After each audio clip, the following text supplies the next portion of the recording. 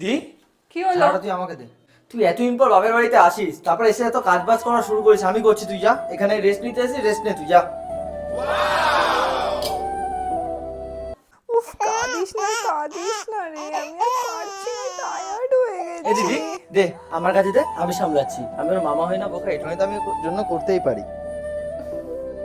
তুই রেস্ট কর, যা তুই রেস্ট কর, আমি সামলে নিচ্ছি। এদি এনে। সিগারেট? হ্যাঁ খা, আমি যাই ওকে বলবো না।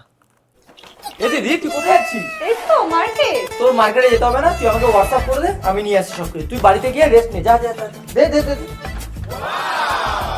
এ দিদি তুই সারাদিন না অনেক কাজ বাজ করিস। এনে চকলেট দুটো ধর, আর এই টাকাটা ধর। এই টাকা দিয়ে না তুই কয়েকটা মেকআপ কিনে রাখিস, ঠিক আছে? ধর। वाह क्या मुस्कुराहट है। আরে দি ওর তাড়াতাড়ি ওর, সকাল 12টা বেজে গেছে, আমি অফিসে গেলাম, এমনি লেট হয়ে গেছে। তাড়াতাড়ি উঠে সবাইকে খাবার দাবার দিয়ে দে, বাসনটাও মেজে দিস।